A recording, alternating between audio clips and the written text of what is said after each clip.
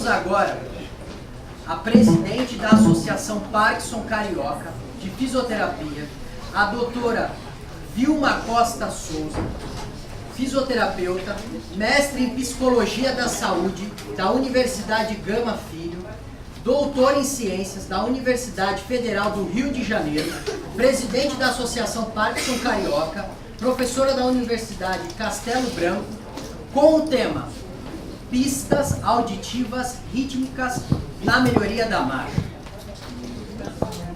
Tudo para cima e... Isso. Alô, alô. Tá funcionando? Tá todo mundo me ouvindo? Alô? Então, boa tarde a todos de novo, né? Eu vou ser um pouco rápida, a gente está um pouco atrasado no horário, então eu vou passar um pouco rápido os slides, mas depois eu estou por aqui, estou lá na PC para tirar dúvida de quem precisar, quem tiver, a respeito do que a gente vai falar aqui. Então, esse trabalho chama-se Pistas Auditivas Rítmicas, com o objetivo de melhorar a marcha de pessoas com doença de Parkinson. Não está funcionando. Não está, só está o laser. Pode passar, então. Não. Volta. Tem que voltar, Marcela. Isso. Então, uma breve definição da doença de Parkinson. Eu não vou me estender muito sobre isso, porque já houve várias definições aqui. Né? Uma doença neurodegenerativa, degeneração progressiva de neurônios dopaminérgicos. Acho que todos nós temos essa informação. Na substância negra, recentemente outros sistemas dopaminérgicos dos gânglios da base e outras regiões também parecem estar envolvidas. Pode passar? De modo geral, esses são os sintomas que foram primeiro descritos por James Parkinson, os sintomas principais: tremor, rigidez, bradicinesia, alterações posturais. Vários autores hoje acrescentam também alteração da marcha a esses sintomas inicialmente descritos. Pode passar. Aqui, a escala de One-Arm modificada é uma escala que a gente utiliza para estadiar a doença de Parkinson. Então, ela vem lá, valor 1, que é uma doença que afeta só uma metade do corpo, geralmente se instala dessa forma. Depois, nós temos 1.5, né? Uma doença que se instala também ainda na metade do corpo, mas já tem envolvimento do tronco. A doença que afeta os dois dimídios corporais, os dois lados do corpo, ainda sem alteração de equilíbrio. E mais à frente, a gente tem os dois lados do corpo comprometidos de forma leve. O paciente se recupera no teste do puxar. Quando ele é puxado para trás, ele, com 2 ou 3 passos, ele recupera o equilíbrio sem nenhum problema. Mais à frente, a gente vai tendo mais comprometimento em relação ao teste, né, do puxar, a doença bilateral, de leve a moderada, incapacidade até uma incapacidade maior, que é o valor 5. Pode passar? As alterações da marcha são principalmente essas que estão aqui. A postura fletida, joelhos fletidos, a base é estreita, ou seja, os pés são mais próximos um do outro. Né? Bradicinesia, a lentidão, a marcha também é lenta, como de modo geral os movimentos são lentos. Passos podem ser desordenados, curtos, chamado marcha de pequenos passos, né? São passos curtos. Diminuição do balanceio do membro superior na marcha, que normalmente ocorre, né, quando andamos. Dificuldade de ajustar os parâmetros da marcha às demandas do ambiente. Isso a gente percebe principalmente quando o paciente caminha e vai passar por um espaço mais estreito, por uma porta, um elevador, porta do elevador, quando ele sai de um ambiente amplo e precisa caminhar através de um ambiente mais estreito. Congelamento, freezing, que todo mundo conhece, né? Os parkinsonianos conhecem, que acontece de repente e pode, inclusive, levar a quedas e tudo mais. Pode passar? Em relação aos parâmetros da marcha, eu coloquei aqui os principais, os mais importantes: a velocidade, o comprimento do passo e a cadência. Pode passar. Então, a velocidade da marcha a gente mede fazendo o paciente caminhar normalmente ao longo de 10 metros. E a gente tem, então, uma medida de metros por segundo, ou seja, de quanto tempo ele demorou para percorrer esses 10 metros. Pode passar? Aqui são parâmetros, né, de artigos não brasileiros das marchas de pessoas sem alteração, sejam idosos ou simplesmente pessoas de 10 a 79 anos. Pode passar. Nós utilizamos um estudo brasileiro, que foi feito com 79 voluntários, porque está mais de acordo à nossa cultura, né, ao biotipo das pessoas que a gente tem aqui no Brasil. Pode passar? Então, esse estudo mostra exatamente em relação ao gênero e à faixa etária, a idade, as várias classes de idade, o número de passos, passadas, né, que deve se esperar, ou que se espera em pessoas dentro dessas características. Então, claro que a gente compara a marcha do paciente com doença de Parkinson a esses parâmetros relacionados à idade e gênero. Pode passar? O comprimento do passo é exatamente o comprimento do meu apoio até o próximo apoio do meu membro inferior esquerdo, aqui no caso, ou do apoio onde eu estou até o próximo apoio do membro inferior direito. Pode passar? Essa é uma forma simples de medir o comprimento do passo. O paciente caminha, ele usa sapatos antiderrapantes, quer dizer, umas meias antiderrapantes. A gente pinta essas meias com tinta guache. Ele caminha numa folha de papel extensa e depois nós medimos, então, o comprimento do passo durante a marcha daquela pessoa. E a cadência é o número de passos por minuto. O paciente caminha 1 minuto e a gente conta o número de passos que ele conseguiu obter nesse período. Pode passar?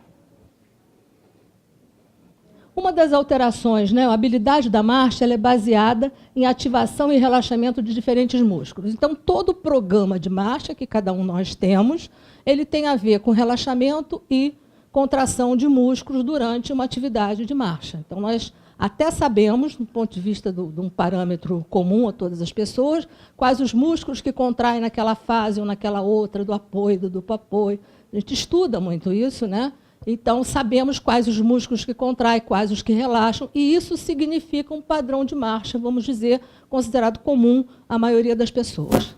Isso está alterado no paciente com doença de Parkinson. Esse processo automático é coordenado pelos gânglios da base, principalmente pelo putamen. Por isso, há uma alteração na doença de Parkinson, já que a alteração está nessas áreas do cérebro. Pode passar?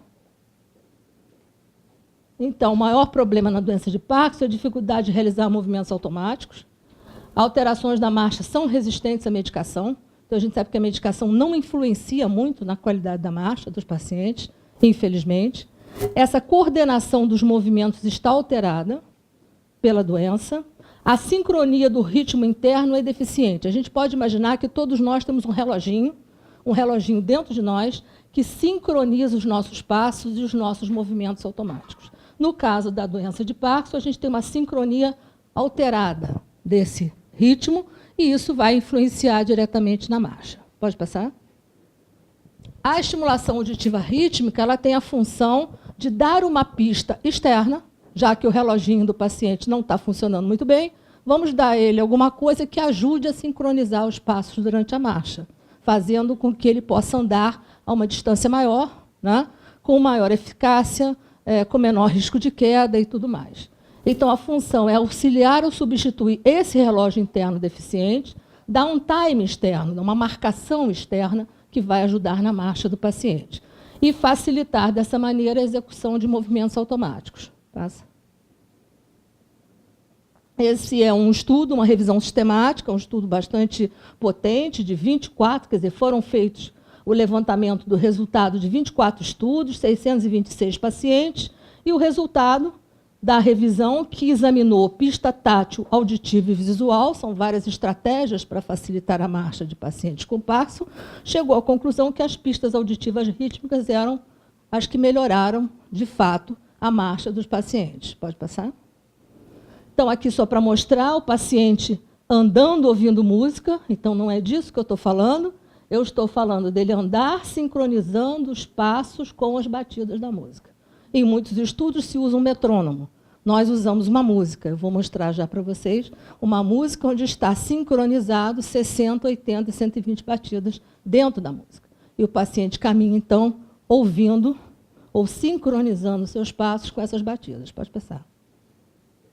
Então, a gente utiliza um MP4, um fone de ouvido, vai embora.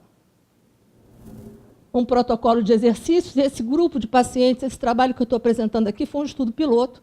Nós, o ano passado, né, mandamos um estudo mais elaborado para a Plataforma Brasil, para o Comitê de Ética, etc., e estamos fazendo um estudo mais completo, porque o resultado do estudo piloto foi relativamente bom. Então, a gente está completando isso. Os pacientes faziam exercícios normalmente, que a gente chama de fisioterapia convencional, no nosso ambiente, e eles caminhavam no ritmo da música durante 20 minutos. Essa era a música, nela foi alterada, né, para ter 60, 80 e 120 batidas por minuto. Foram 20 sessões de tratamento, 2 vezes por semana.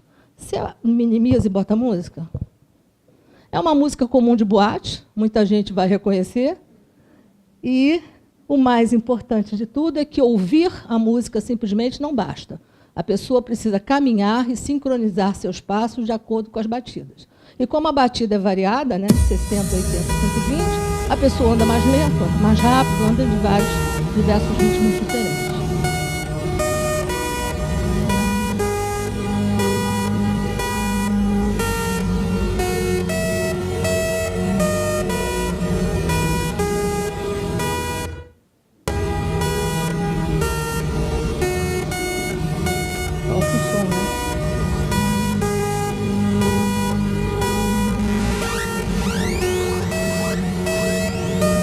Esse é o de 60? Aí bota o outro que é mais rápido, 120. Então essa é a música, é uma música comum que um DJ modificou as batidas pra gente, né?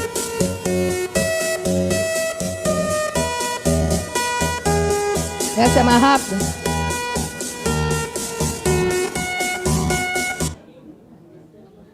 Ok, pode passar. Esse é o mais rápido.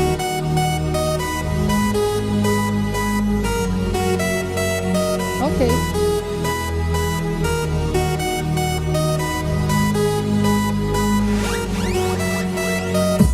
Pode passar. Pode passar. É só para dar uma ideia de que música é essa, para que serve essa música. Olha só, de deixar bem claro que isso não é uma panaceia universal.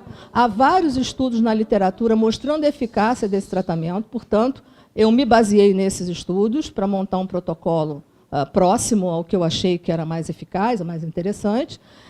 Evidentemente que é um tratamento paliativo, no sentido de que a pessoa precisa fazer isso semanalmente. Então, não é nada que ela vai fazer 1, 2, ou 3, ou 10 vezes e depois vai esquecer e não vai fazer mais.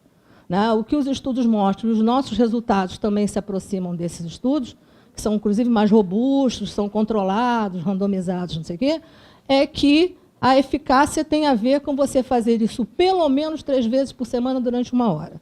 Então, a recomendação que a gente faz é que o paciente vá a um lugar em que não tenha escadas, buracos, alguma coisa que possa interromper o ritmo da música, e caminhe.